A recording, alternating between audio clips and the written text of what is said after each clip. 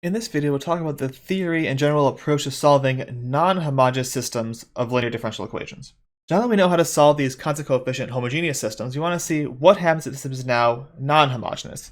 So in that case, we're looking at something like a system x prime equals a times x, for a is some matrix. This could be constant coefficient, we'll generally stick to those mostly, but it could also be non-constant, plus now some vector function f of t, which is the non-homogeneous component.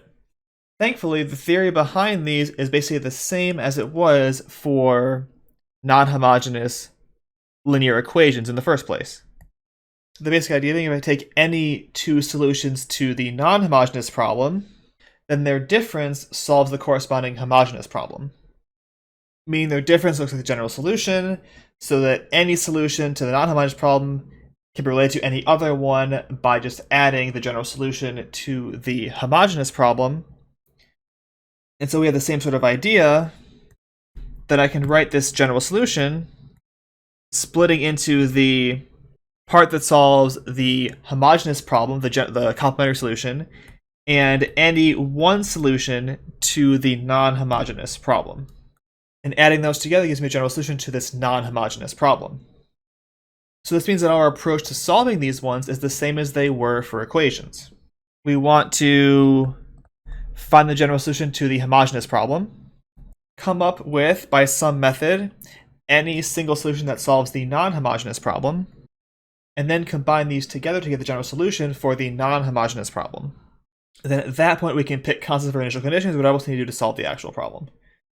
The only part that's still up in the air is this part 2. How do we come up with some solution that solves the non-homogeneous problem?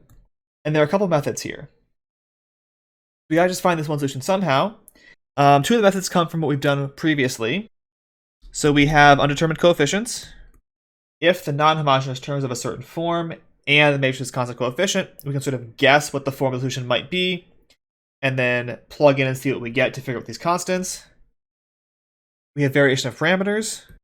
This is a more complicated but more general method that works all the time, but might be trickier to work out by hand. And the way it looks here might give some clarity as to why the version for second order equations looks so weird. But then we have a third method that makes use more directly about the matrix that we're working with, and that's the idea of diagonalization. Now this works better, or really only in the realistic eigenvalues case, but we can use it to simplify the process of solving the system into solving a set of separate equations. And all of these can be used to figure out this particular solution. Some work better in certain cases than others, but they all have their uses for finding this one solution that I need of the non-homogeneous problem so that I can tack that onto the solution for the non-homogeneous part to give me a full general solution for these non-homogeneous linear systems.